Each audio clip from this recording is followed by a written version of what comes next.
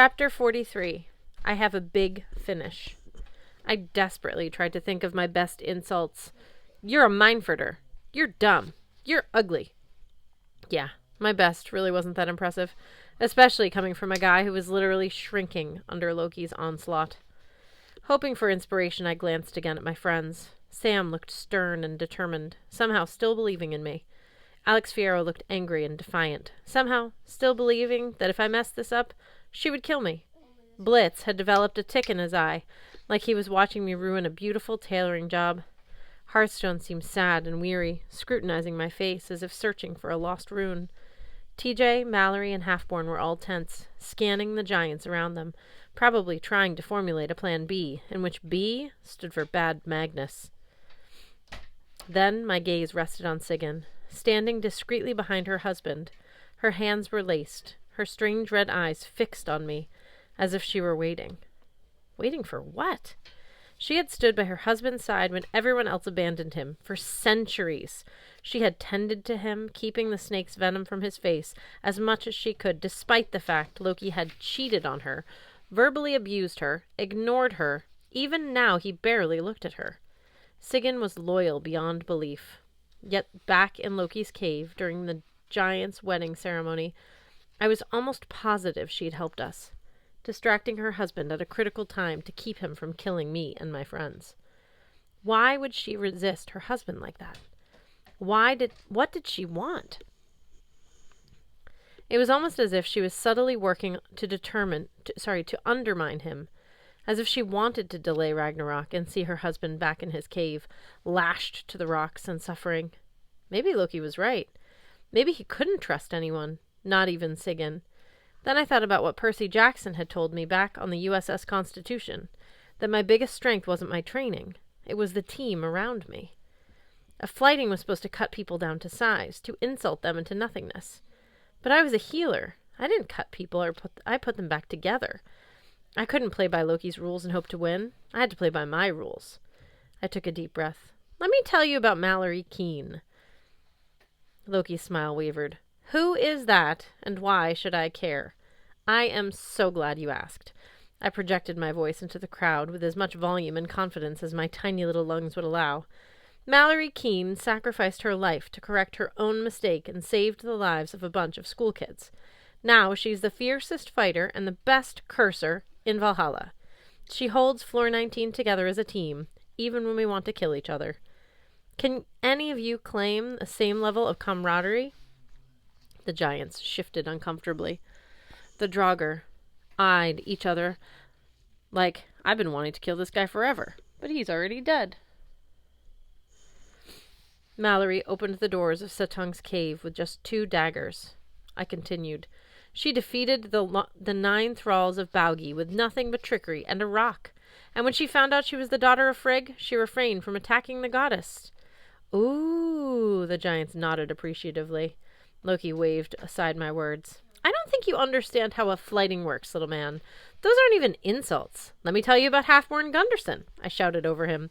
Berserker extraordinaire, the glory of Flam. He conquered kingdoms with Ivar the Boneless. He single-handedly slew the giant Baugi, saving his hometown and making his mother proud. He has steered our boat straight and true across the 9 worlds, his battle axe doing more damage than most battalions. And he's done all this while wearing no shirt. He pulls it off pretty well, too, muttered another giant, poking the berserker's abs. Halfborn slapped his hand away.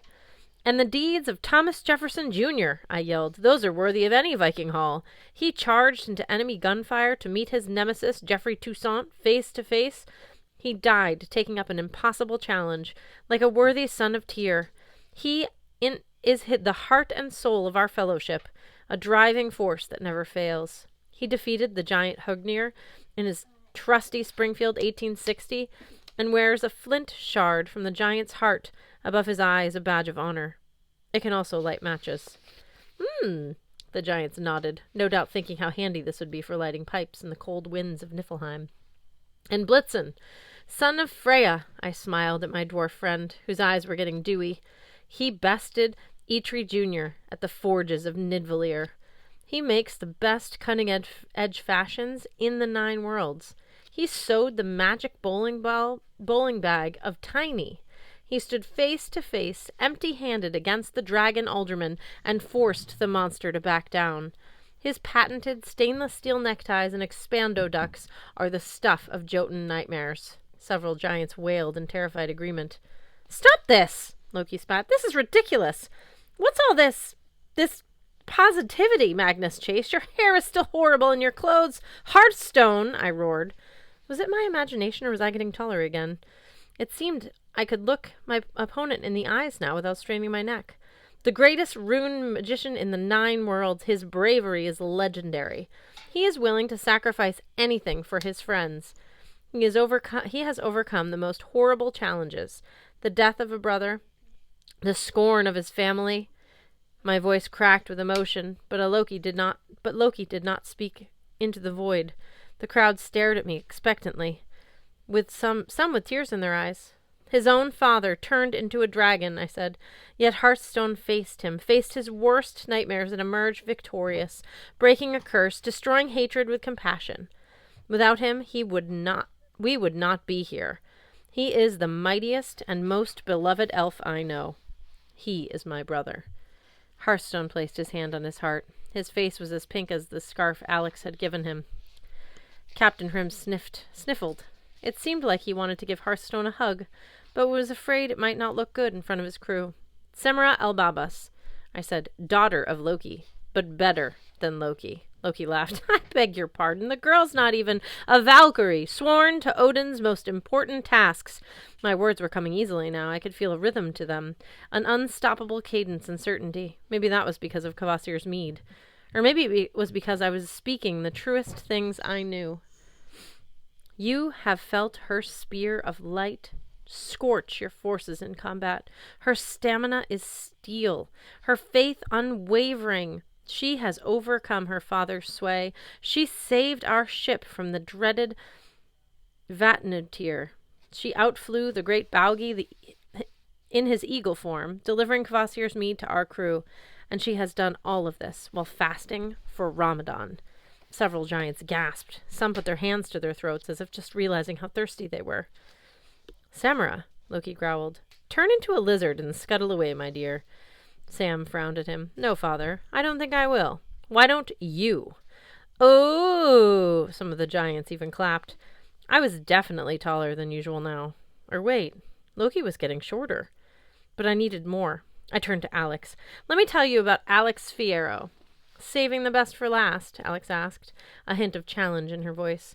"She is our secret weapon," I said, "the terror of Joverk, the creator of Pottery Barn, ceramic warrior." "I've got some lovely placemats at Pottery Barn," one of the giants muttered to a friend. At the House of Chase, Alex decapitated a wolf with nothing more than a wire, then drank guava juice from the horn of my ancestors. "She once decapitated Grimwolf, the elder lindworm," I continued. "She defeated the sorcery of Utgard Loki in a bowling tournament of horrors. She won the trust and affection of the goddess Sif. She kept me alive across the frozen sea of Niflheim. And when she kissed me under that blanket yesterday," I met Alex's 2-colored eyes. "Well, that was just about the best thing that's ever happened to me." I turned toward Loki. My face was burning. I'd spoken maybe just a wee bit more truth than I had intended, but I couldn't let that break my momentum. "Loki, you asked who I am? I'm part of this team. I'm Magnus Chase from Floor 19, Hotel Valhalla.